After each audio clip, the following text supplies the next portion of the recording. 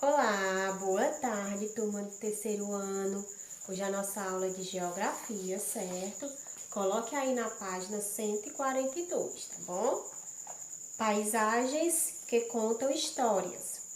Algumas construções antigas são consideradas importantes porque, ao estudá-las, podemos conhecer a história das pessoas, como elas viviam, como eram suas habitações, sua arquitetura, quais materiais utilizados nas construções e etc.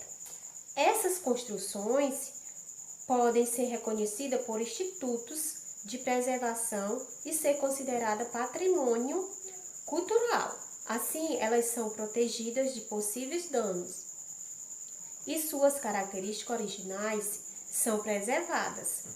Isso também pode acontecer com importantes obras de arte, festas, danças populares e etc, certo? Que no Brasil, o órgão responsável pelas políticas nacionais é o Instituto do Patrimônio Histórico Artístico Nacional, o IPHAN, certo? Ele é responsável por proteger patrimônio histórico e cultural, certo? Vejam abaixo alguns exemplos de patrimônio histórico e cultural. Nós temos o Centro Histórico de Olinda, em Pernambuco, certo? Que é este daqui, ó. E temos as paisagens cariocas, certo? Que são misturas de elementos naturais com elementos culturais, tá bom? Que a cidade de Olinda, ela é considerada patrimônio histórico e cultural da humanidade pelo valor de suas construções coloniais, certo? Que pelo modelo das suas casas, ó, certo? Que não muda. E também por suas tradições, como o frevo e os bonecos gigantes, tá certo?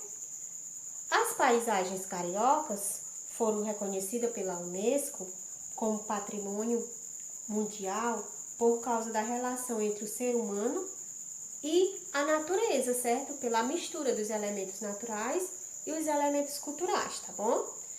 No nosso município, nós temos alguns patrimônios, certo? Histórico, que é o quê? A prefeitura, a biblioteca, certo?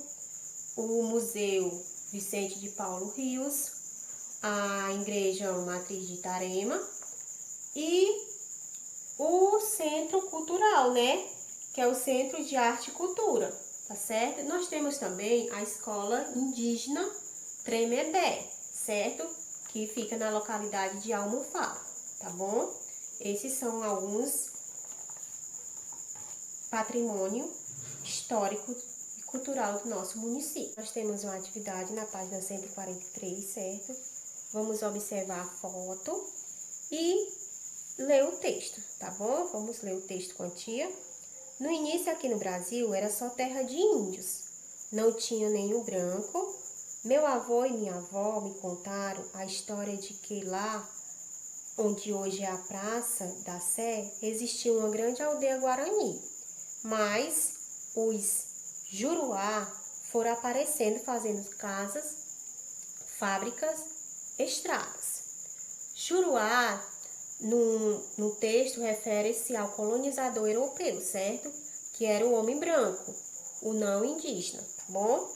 Aí nós temos como é a Praça da Sé antigamente. Como era?